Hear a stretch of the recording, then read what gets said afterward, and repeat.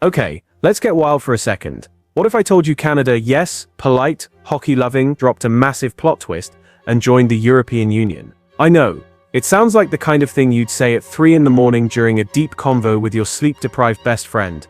But stay with me, because this idea might just be way more possible than you'd ever expect. You've probably always pictured the EU as a European-only club, right? Well, plot twist, Canada is kind of vibing on the edge of Europe more than you think. Seriously. Flip the globe around and suddenly Canada isn't that far from Europe. Cape Columbia, up in the icy north of Canada, is actually closer to Finland than New York is to California. And flight-wise, Montreal to Lisbon is only about an hour longer than Helsinki to Lisbon. So yeah, the Atlantic Ocean isn't this epic barrier we thought it was. It's basically just a glorified puddle when you look at it from space. And hey, if you're already hooked on this ride, smash that subscribe button so you don't miss more of these big-brain geopolitical what-ifs. We're just getting started. Now let's talk rules. Technically, only a European state can join the EU. But hold up, nobody ever clearly defined what that even means. There's no rulebook saying your country has to be on the European continent. And Canada's got European DNA running through its veins. We're talking centuries of influence. British monarchy, French culture, bilingual government, it's a whole European starter pack, wrapped in a parka. In Quebec, it's basically Europe Junior. You walk down a cobblestone street in Montreal, hear French in the air, see old stone buildings, and boom, it's giving Paris, not Toronto. Quebecers don't just feel Canadian, they've got that deep, undeniable French connection. So in terms of vibes, cultural check, language check, historical roots, double check. Plus, Canada's political system is like Europe's doppelganger. The British monarch is still the head of state. The parliament is straight up Westminster style. Rule of law. Strong. Democratic institutions. Absolutely. Functioning economy. Oh, for sure. If you were designing an EU-ready country from scratch, you'd probably end up with something that looks suspiciously like Canada. Now let's stir in some global drama. NATO, defense, and the big ol' elephant in the room, the United States.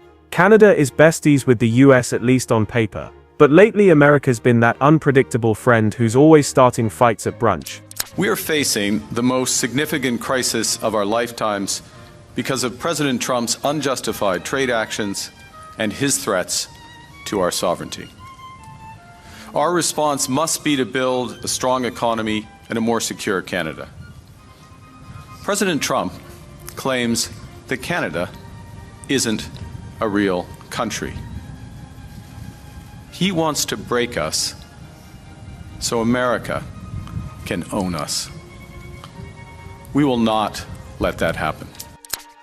The US is the backbone of NATO, but what happens if it ghosts the alliance completely? Europe's already prepping for that scenario. President Macron's out here talking about a full-on European army, like Avengers-level coordination. So where does Canada fit in all this? Already part of NATO, tight with the EU, reliable in a crisis. If push came to shove, would Canada be down to roll with a European defense team? That's a convo Canadians might need to have, and soon.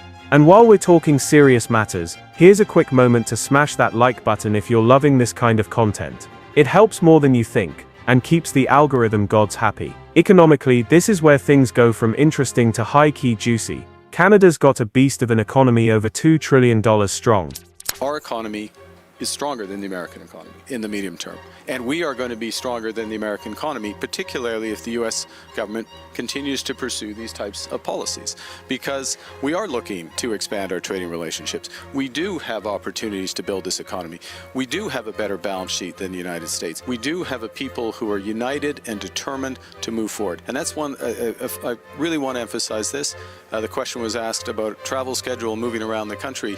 What I'm finding on the ground across Canada is Canadians are determined, they're united, they have resolve, they want positive change, they want to move forward, and that's what we're offering to them.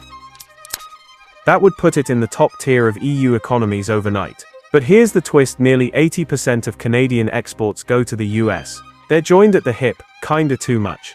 The trade relationship is solid, but also shaky. Like, what happens if the US decides to get even more chaotic? Tariffs, trade wars, one wrong tweet, and boom, everything's unstable. So yeah, Canada has been flirting with the EU for a while now. Remember CETA? That's the free trade deal they signed back in 2017. It's not fully ratified, but it's a serious sign Canada's ready to swipe right on Europe. Joining the EU would mean Canada gets access to the single market. Think open doors for goods, services, people and money. That's a whole new playground. Canada could finally level up from depending so hard on just one trading partner. And let's be honest, having backup options is just smart economics. Now we gotta be real. It's not all smooth sailing.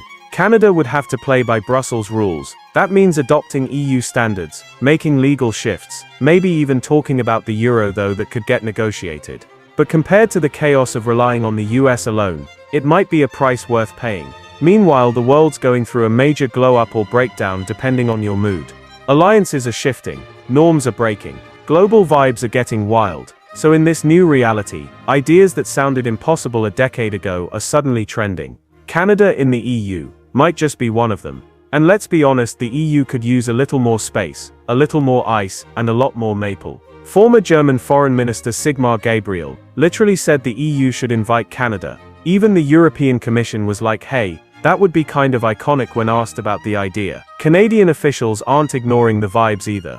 With the US pulling weirder stunts every year, Europe's looking more and more like the chill bestie who has their life together. And deepening ties, whether through full-on membership or a tight partnership, is looking smarter every day. And just to pause real quick, if this episode has got you questioning everything you knew about geopolitics, go ahead and subscribe right now. We're building a community of curious minds and global thinkers, and you should totally be part of that. So is Canada joining the European Union tomorrow? Probably not. Is it impossible? Nope, not anymore. What's actually happening is something way more nuanced and exciting: a realignment. A cosmic shift in global relationships. Canada and the EU, slowly but surely, might be sliding into a situationship. And depending on how the US plays its cards, that could turn into a full-blown power couple move. In the end, Canada and the European Union are already vibing on the same frequency: rules-based order, democracy, stability, shared history. Whether it's through a membership badge or a platinum-level partnership, one thing's for sure, these two are headed somewhere serious. Thanks for sticking around through this wild ride.